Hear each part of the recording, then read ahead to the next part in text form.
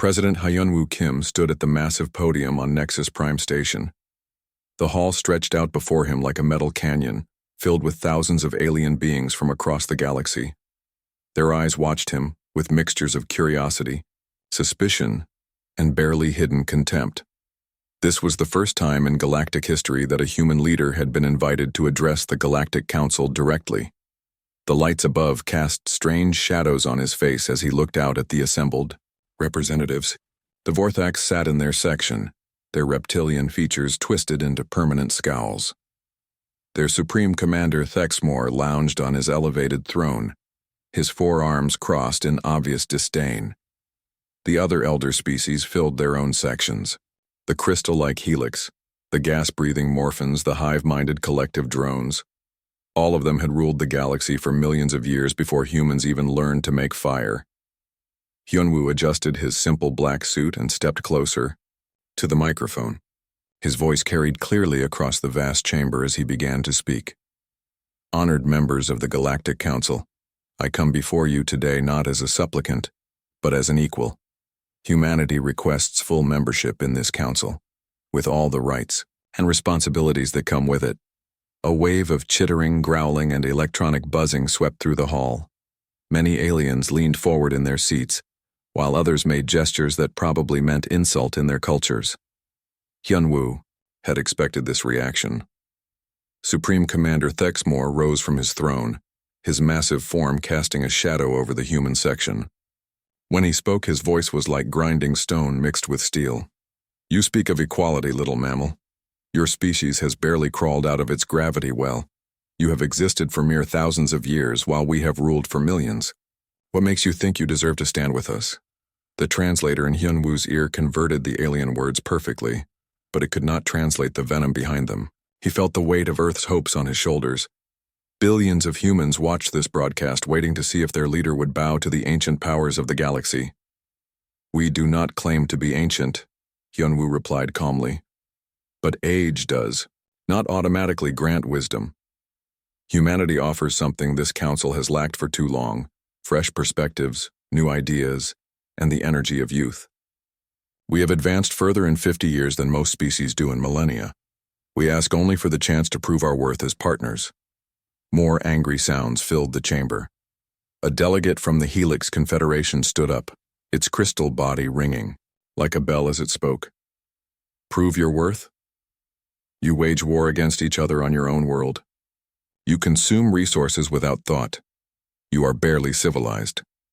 Hyunwoo nodded. You are right. We are not perfect. We have made mistakes, fought wars, and caused damage. But we have also learned from these mistakes. We have united our world under one government. We have begun to heal the damage we caused. Most importantly, we have learned to work together despite our differences. Can all the species in this council say the same? The question hung in the air like a challenge. Several alien delegates shifted uncomfortably in their seats. The galaxy was full of species that had never truly united their own worlds, let alone worked well with others.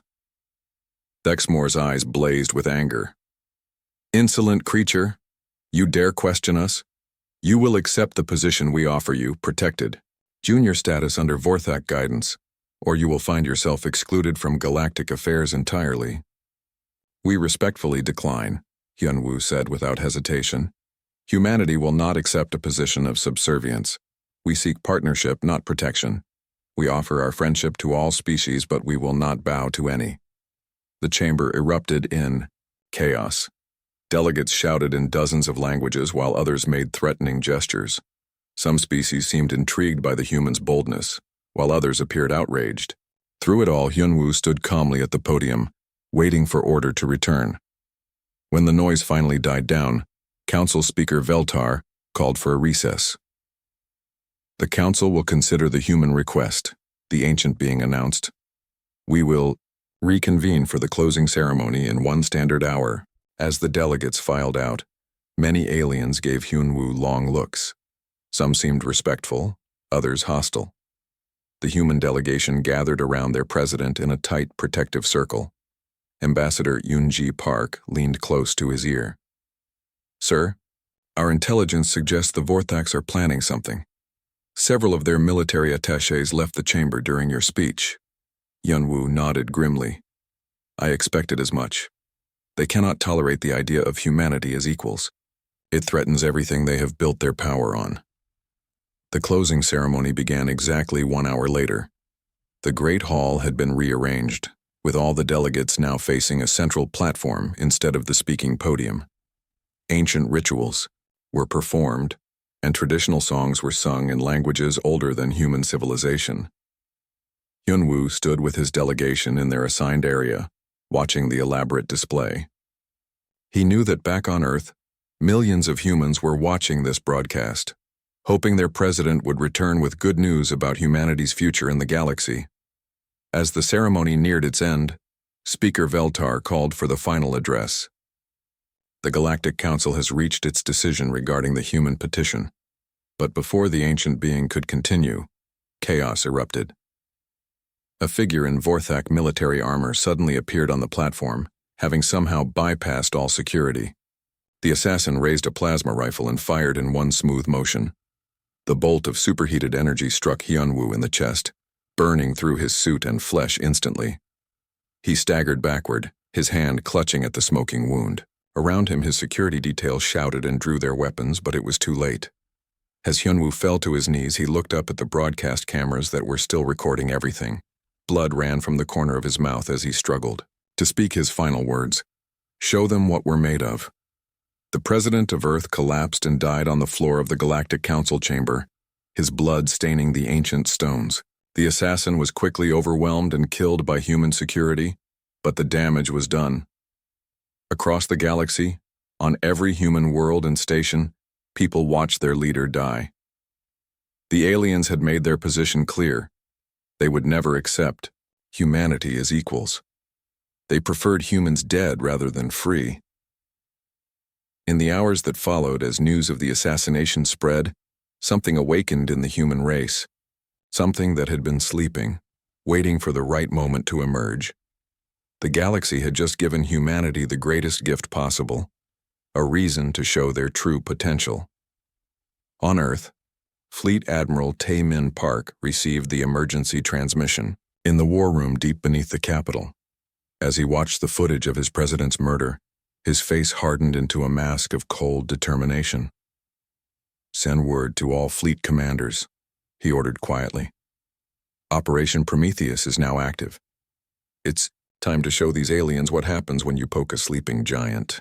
The news hit Earth like a nuclear blast.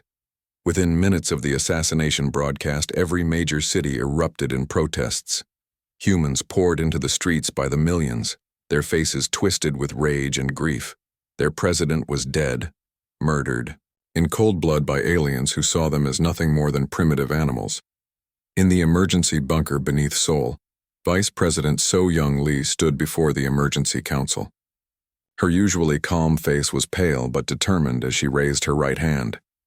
The Chief Justice spoke the ancient words quickly, and within 10 minutes of Hyunwoo's death, Earth had a new leader. My fellow humans, So-Young said into the camera, that would broadcast her words to every human settlement in the galaxy. Today we lost a great leader and a good man. The galaxy has shown us their true face. They murdered President Kim, not because he was a threat to them, but because he dared to suggest we were their equals. They were wrong to kill him. But they made an even bigger mistake. They gave us a reason to show them what we really are. She paused, letting her words sink in. I hereby declare a state of total war mobilization. Every human facility, every ship, every soldier is now dedicated to one purpose, making the galaxy pay for what they have done. Across human space, the response was immediate and overwhelming. Factory workers abandoned their civilian jobs to build weapons. Scientists dropped their peaceful research to develop new military technology. Retired soldiers reported to recruitment centers faster than they could be processed. The human race had been unified before, but never like this. The assassination had turned 3 billion people into a single weapon pointed at the stars. Deep beneath the Rocky Mountains, Dr. Jin-Ho Choi walked through corridors that few humans knew existed. The Terra Defense Initiative's Black Projects division had been operating in secret for 20 years, preparing for exactly this moment. As the head of humanity's most classified research program, Jin-Ho had been waiting for the day when he could finally reveal what his teams had accomplished. He stopped before a massive vault door marked with symbols that would make most humans nervous. His hand pressed against a scanner that read his DNA, retinal patterns, and brainwaves all at once. The door slowly opened with a sound like thunder. Inside, Project Prometheus stretched out before him like a metallic cathedral. Prototype starships hung from the ceiling, their hulls gleaming with armor that could withstand anything the galaxy could throw at them. Weapons that had never been tested in combat lined the walls, their power cores humming with barely contained energy. Suits of powered armor stood in neat rows, each one capable of turning a single human soldier into a one-man army. 20 years, Jin-Ho said to his assistant Dr. Mi-Young Song. 20 years of preparing for the day when humanity would need to fight for survival. They thought they knew our technology. They were looking at toys compared to this. Mi-Young nodded as she activated the manufacturing protocols. Sir, how long until we can begin full production? The factories were designed to be activated at a moment's notice, Jin-Ho replied. We can have the first production models ready in 72 hours. The question is not how fast we can build them, but how fast our people can learn to use them. Meanwhile, in the asteroid belt between Mars and Jupiter, Captain Hai-Jin Yu received her orders aboard the stealth frigate Retribution. Her ship was one of 12 vessels in the Human Intelligence Division's secret fleet, designed to be invisible to alien sensors. For years, they had been gathering information about potential enemies throughout the galaxy. Now it was time to put that intelligence to use. Set course for Vorthak space, she ordered her crew. It's time to see what our friends are planning.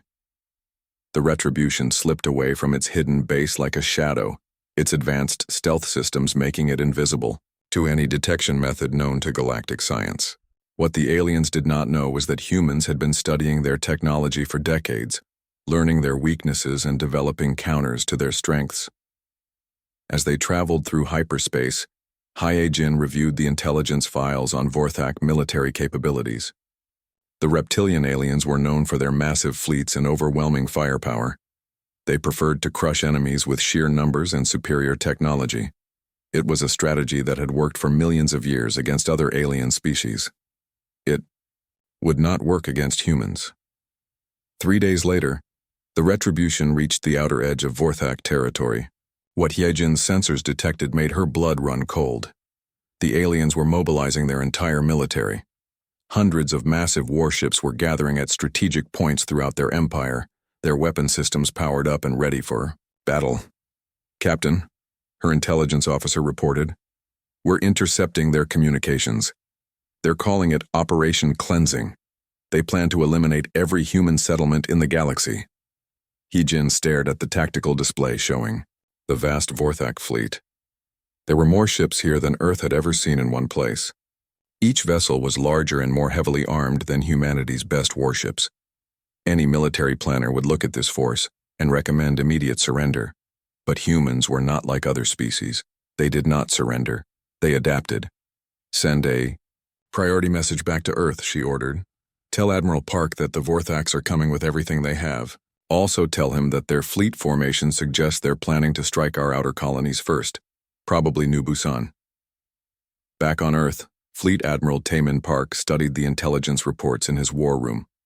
The Vorthak fleet was massive, but it was also predictable. They were using the same tactics they had used for millions of years, expecting humanity to respond like every other species they had conquered. They think we'll panic, he said to his staff officers. They expect us to pull our fleets back to defend Earth, leaving our colonies unprotected. Then they'll pick off our settlements one by one until we're forced to surrender. Colonel Kyung-Soo Lim, the commander of New Busan's defense force, appeared on the holographic display. His weathered face showed no fear, only determination. Admiral, my people are ready. We have 30,000 colonists here and every one of them is willing to fight. You won't be fighting alone, Taemin assured him. Dr. Choi's people are already shipping the new equipment to your location, and we have a few surprises of our own prepared. In training facilities across human space, Master Sergeant Dong Hyuk Nam watched as volunteers learned to use the new, powered armor suits. The technology was years ahead of anything the galaxy had seen before. Each suit amplified a soldier's strength 50-fold and included weapon systems that could punch through the hull of an alien warship. "Remember," he told his trainees, "these aliens think they know how humans fight. They've studied our old wars, our old tactics. They think we're just another primitive species with crude weapons. They're about to learn that humans are the most dangerous when they're underestimated." The soldiers nodded grimly.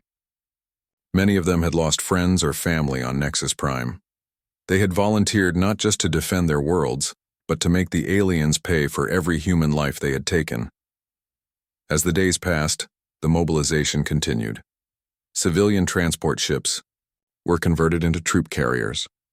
Mining facilities began producing military-grade materials. Research stations that had been studying alien biology for peaceful purposes suddenly found new ways to make their knowledge deadly. President So Young. Lee stood in her office looking out at the lights of the city below. Somewhere out there among the stars, alien fleets were moving toward human space.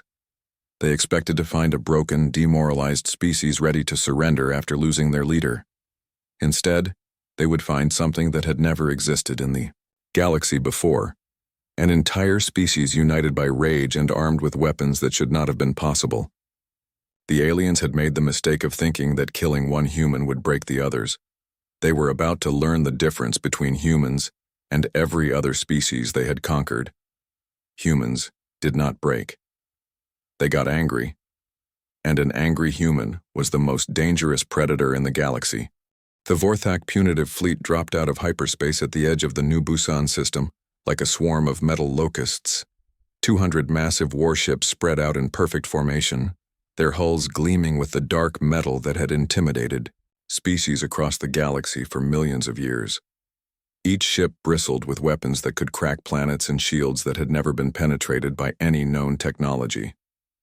Fleet Commander Rathkol stood on the bridge of his flagship, the Dominator, and gazed at the human colony world spinning peacefully below. His 4 eyes glowed with satisfaction as he watched his ships move into attack position. This would be the first lesson in the galaxy's new order: defy the Vorthak Empire and face extinction.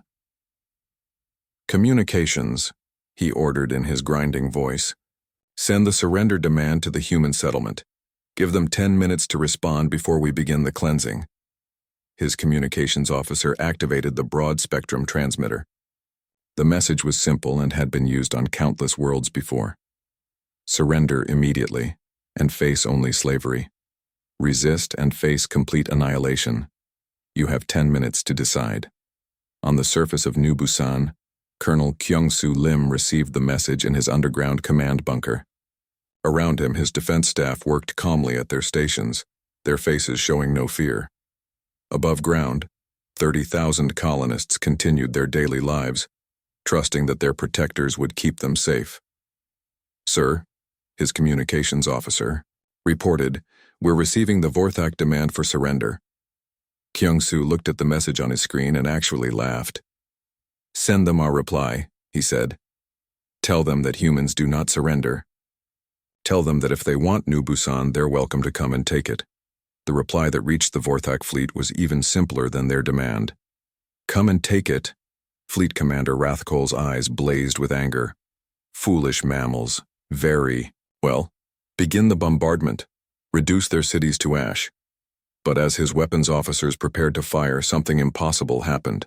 The empty space around New Busan began to shimmer and ripple like water.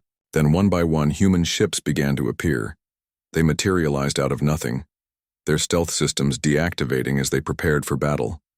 But these were not the crude human vessels that Vorthak intelligence had reported.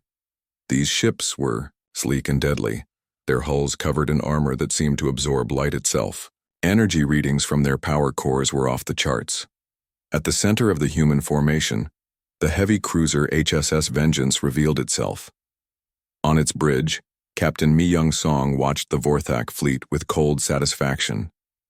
Her ship was one of the first vessels to be equipped with Project Prometheus technology, and she was eager to test it in combat. All ships, she broadcast to the human fleet. This is for President Kim. Show them what happens when you murder our leaders. The Vorthax reacted with typical arrogance.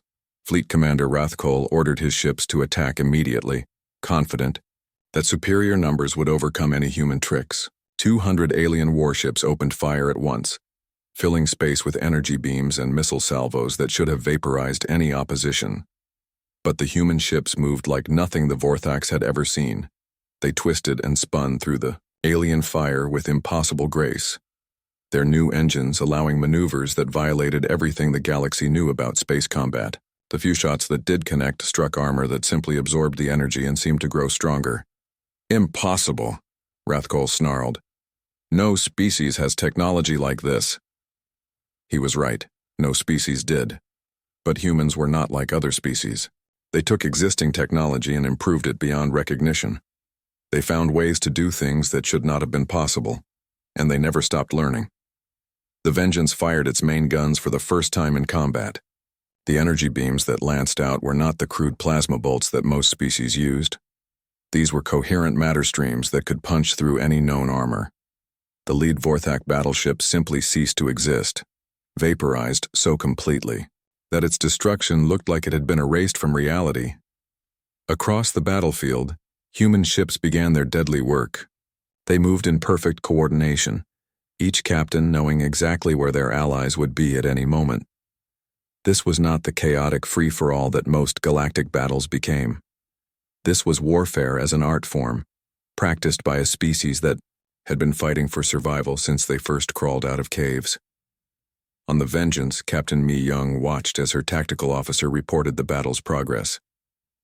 "Ma'am, the enemy fleet is breaking formation. They're trying to retreat to jump distance." "Negative," Mi Young replied coldly. "No survivors. They came here to commit genocide. They don't get to go home and report what they learned." Human fighters swarmed around the larger alien ships like angry wasps. Each small craft was piloted by volunteers who had seen their president murdered on live broadcast. They flew with a fury that terrified the alien gunners, accepting casualties that would have broken any other species' morale. But the humans were not breaking. If anything, each loss made them fight harder. Master Sergeant Dong Hyuk Nam led the first boarding action against a crippled Vorthak cruiser. His assault team wore the new powered armor that made them look like metal demons. Each suit multiplied, their strength and speed beyond anything the aliens had faced before.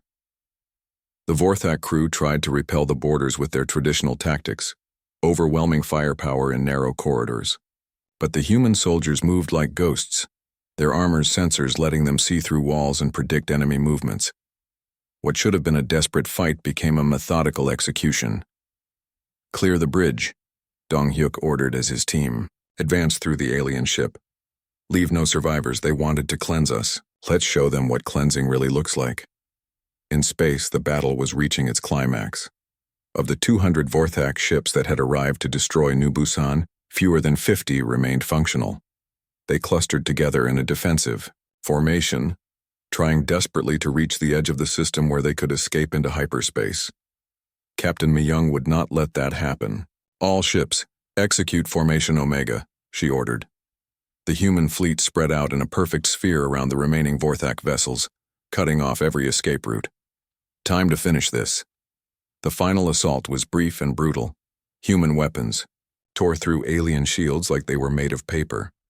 Vorthak armor that had protected their ships for millennia crumbled under the focused fire of weapons that used principles the aliens had never imagined. When the last alien ship exploded, in a ball of superheated gas, the battlefield fell silent. Debris from 200 Vorthak warships drifted in the vacuum, all that remained of a fleet that had conquered countless worlds. On New Busan, the colonists emerged from their shelters to see the lights of their protectors' ships moving across the night sky. They had not lost a single building, not a single life. The aliens had come to murder them all, and instead had found only their own destruction. Fleet Commander Rathkol died with his ship, never understanding what had happened. His last transmission to Vorthak High Command was a warning that made no sense. The humans are not what we thought. They are not what anyone thought. They are something new. The message reached Supreme Commander Thexmore in his fortress on the Vorthak homeworld. As he watched the battle recordings, his 4 hands trembled with something he had not felt in millions of years. Fear. For the first time in galactic history, a Vorthak fleet had been completely destroyed. Not a single ship had escaped. Not a single survivor remained to tell the tale of what had happened. But humans had made sure the galaxy would learn anyway. They broadcast the entire battle on open channels, sending the recordings to every species in known space. The message was clear and simple. This is what happens when you threaten humanity. This is what happens when you underestimate us. President So-Young Lee watched the recordings from her office on Earth. The battle had been a complete victory, but she knew it was only the beginning. The galaxy had seen human power for the first time, but they would not believe it was real. They would think it was a fluke, a trick, or a desperate last stand. They would send more fleets. They would try to destroy humanity before the threat could grow. They had no idea that the threat had already grown beyond their worst nightmares. New Busan had been defended by less than 1% of humanity's new military capability. The real war was just beginning, and the galaxy was not ready for what was coming. The emergency session of the Galactic Council convened within hours of receiving the battle recordings from New Busan. Representatives from hundreds of species packed the Great Hall on Nexus Prime, their various forms of communication creating a cacophony of fear and confusion. The impossible had happened. A Vorthak fleet had been completely destroyed. Speaker Veltar, ancient even by galactic standards, called for order with a voice that carried the weight of eons. We have all seen the recordings. We must now address what this means for galactic stability. The representative from the Helix Confederation was the first to speak, its crystal form chiming with anxiety. This changes nothing. One battle does not make the humans a major power. They simply had better preparation for defending their world. But other delegates were not so sure. Intelligence reports had been flooding in from across known space. Human ships had been spotted in dozens of star systems, moving with purpose and coordination that suggested a massive military operation. These were not the actions of a species making a desperate last stand. Supreme Commander Thexmore himself had come to address the Council, something that had not happened in over 1,000 years. His massive form dominated the speaker's platform as he spoke in his grinding voice. "The humans are more dangerous than we believed," he admitted, the words clearly painful for him to say. "But they are still a young species with limited resources. The Vorthak Empire will mobilize its full military might. We will crush them before they can threaten galactic order." What Thexmore did not know was that it was already too late. At that very moment, Admiral Sung-Jun Han was leading the human expeditionary force on a series of lightning strikes deep into Vorthak space. His fleet consisted of ships that officially did not exist, crewed by volunteers who had given up their names and identities to become humanity's invisible sword. The first target was the Vorthak supply depot at Kepler Station. The massive facility supplied fuel and ammunition to over 50 star systems, making it a crucial link in the alien empire's military infrastructure. It was also considered impregnable, defended by orbital platforms that could destroy entire fleets. Han's ships approached the station using stealth technology that made them invisible to every sensor the galaxy had developed. They moved like ghosts through the outer defenses, their presence known only to the human commanders who guided them. "Remember," Han broadcast to his fleet, "we are not here to occupy territory. We are here to send a message. Every supply line they depend on, every fortress they think is safe, every advantage they think they have, all of it is an illusion." The attack began at exactly 0300 station time, when most of the alien crew would be in their rest cycles. Human boarding parties materialized inside the station's most critical areas, having been transported through experimental technology that the aliens could not detect or counter. The Vorthak defenders never knew what hit them. Humans in powered armor moved through the station's corridors like unstoppable forces of nature. Their weapons cut through alien defenses as if they were made of paper. Their tactics were unlike anything in galactic military doctrine. They fought with a coordination and ruthlessness that shocked even experienced alien soldiers. Within 2 hours, Kepler Station was completely under human control. The Vorthak garrison had been eliminated to the last soldier, and the facility's massive stores of military supplies were being loaded onto human transport ships. But the humans were not finished. As they prepared to leave, they activated charges that had been placed throughout the station's critical systems. The explosion could be seen from 3 star systems away, and the electromagnetic pulse disabled every Vorthak ship within a light year of the blast. Similar strikes were happening across the galaxy. Human forces appeared without warning at key Vorthak installations, struck with overwhelming force and vanished before reinforcements could arrive. Each attack revealed new human capabilities that should not have been possible. On the diplomatic front, Ambassador Yoonji Park was conducting a very different kind of warfare. Her target was the Kalari Republic, a species that had been conquered by the Vorthak centuries ago and forced into slavery. The Kalari had been trying to rebel for generations, but they lacked the technology and organization to succeed. Yoonji met with Kalari resistance leaders in secret, on a hidden base in the asteroid fields between their worlds. The aliens looked like tall, slender humanoids with pale blue skin and large, intelligent eyes. They had once been a proud spacefaring civilization before the Vorthaks reduced them to servants.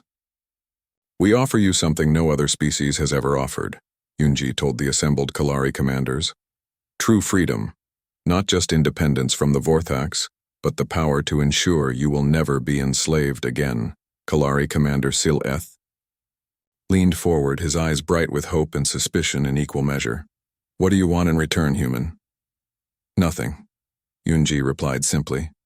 "We want to create a galaxy where species like ours can exist without fear, where strength serves justice instead of conquest. Help us free your people, and we will help you build a civilization that can protect itself."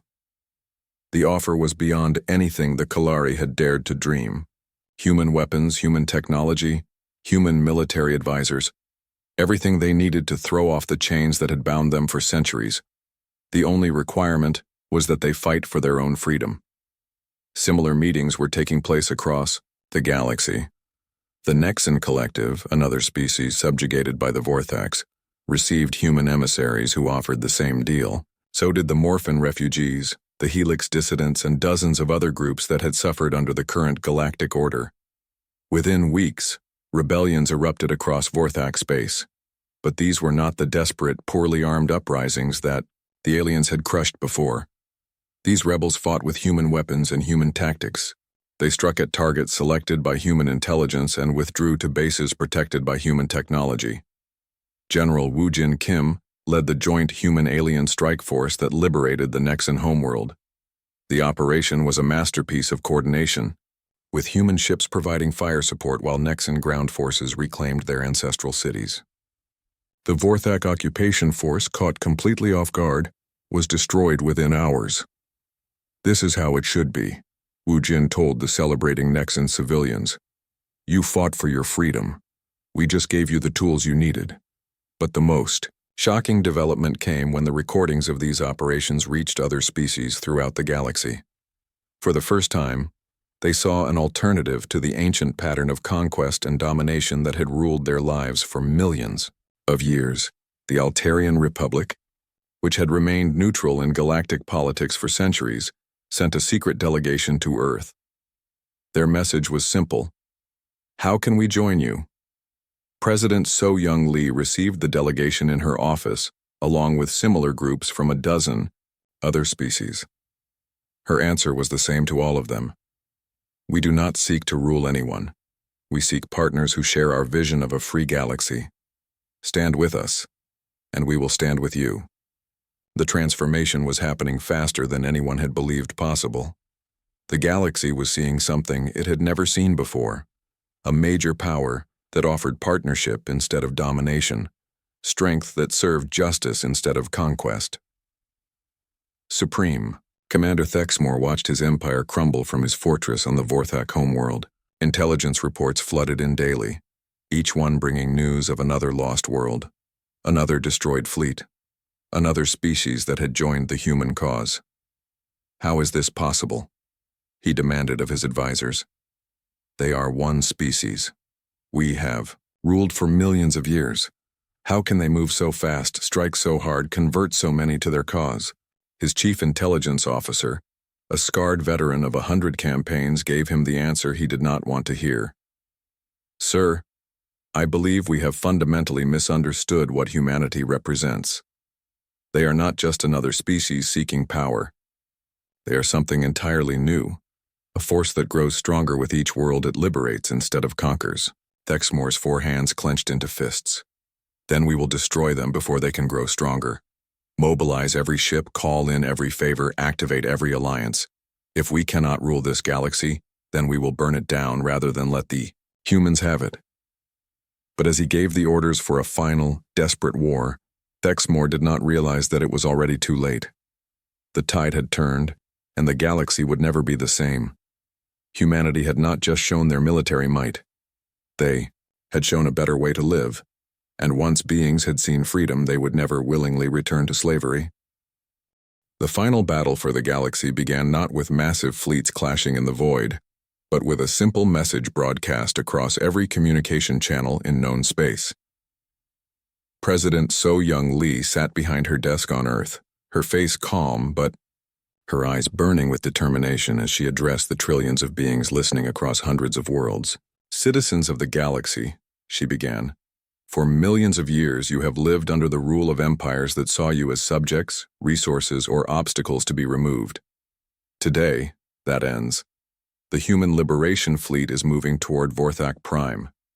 We go not as conquerors, but as liberators. Any species that still supports the old order has one choice: stand aside or be swept aside. The fleet that emerged from hyperspace at the edge of the Vorthak home system was unlike anything the galaxy had ever seen.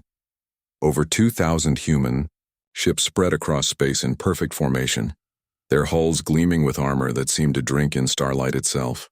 At the center of this armada, Admiral Tae-Min Park stood on the bridge of his flagship, the HSS Retribution, watching the enemy homeworld grow larger on his tactical displays. But the human ships were not alone. Kalari cruisers flew alongside them, their crews eager for revenge against their former masters. Nexan fighters swarmed around the larger vessels like angry insects, their pilots remembering centuries of oppression. Former slaves from dozens of species had joined the Liberation Fleet, all united by a single goal: to ensure that no being would ever again live in fear of the Vorthak Empire. Supreme Commander Thexmore watched the approaching fleet from his command center deep within the planetary shields of Vorthak Prime.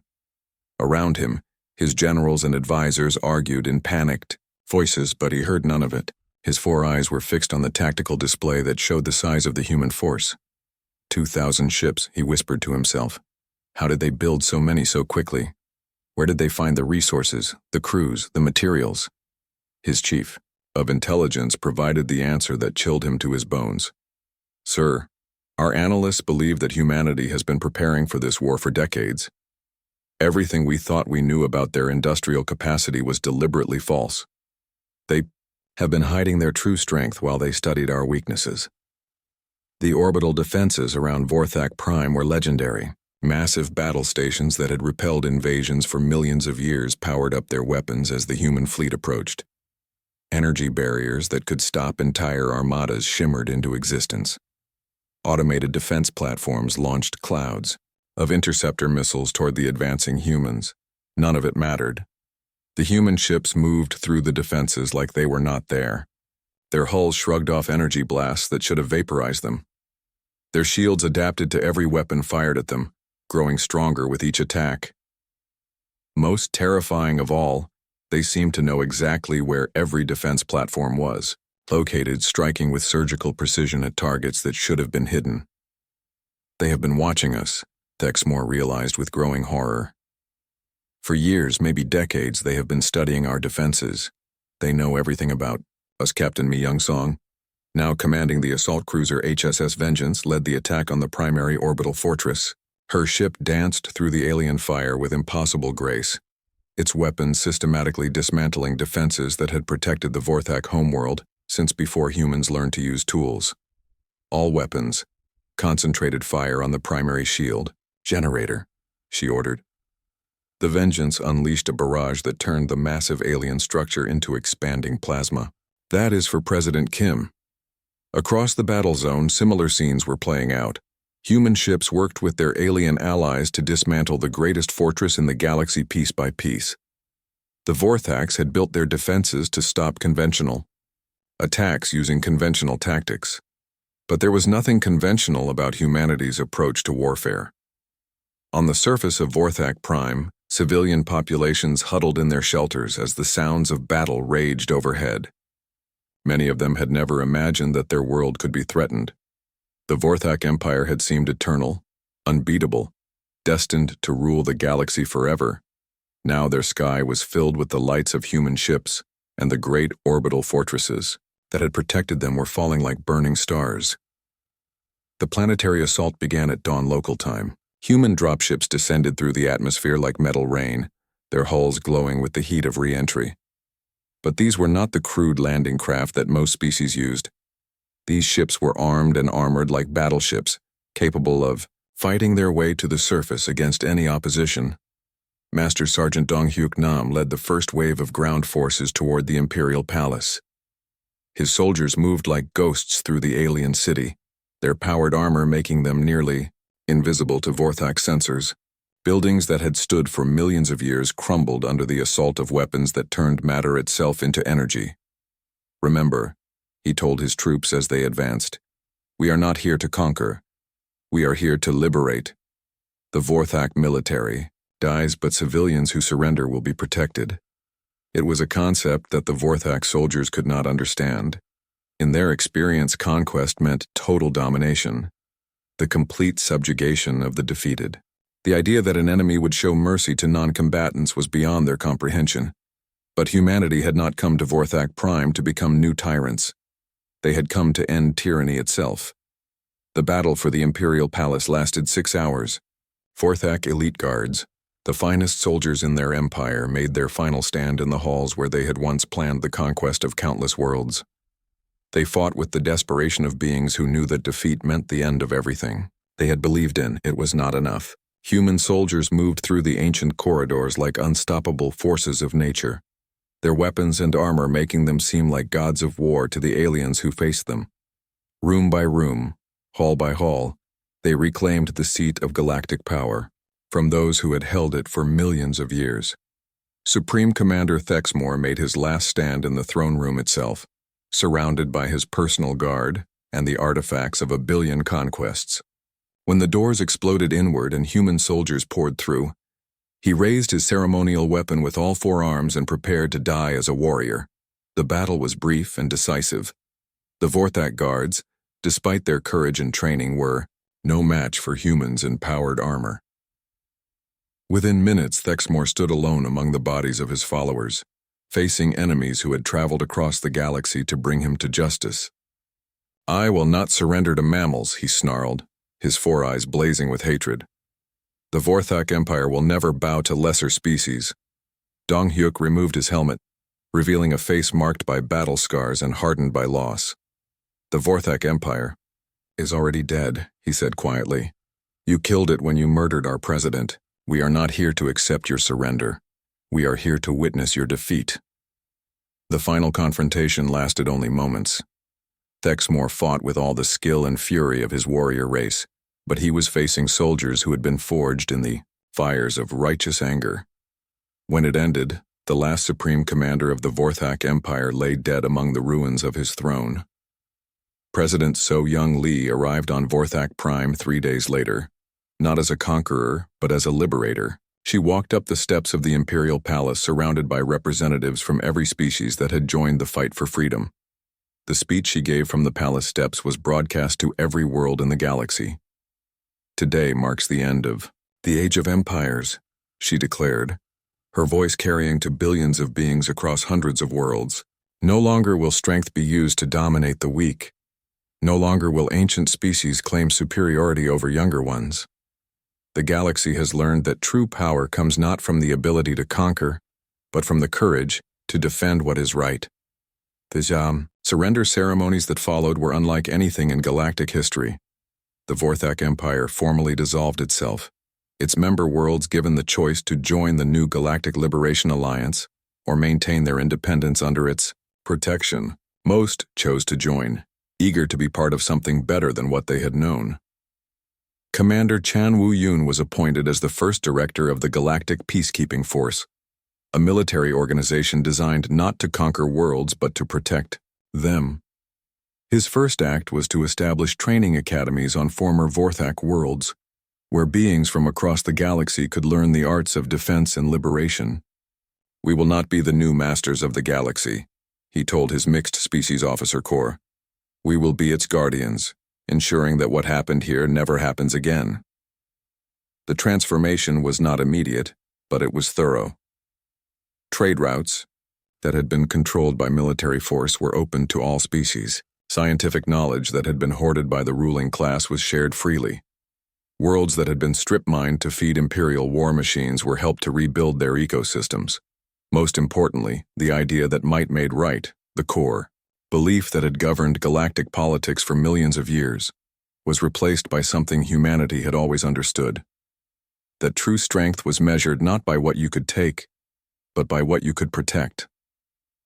On Earth, a statue was erected, in the capital city. It showed President Hyunwoo Kim pointing toward the stars.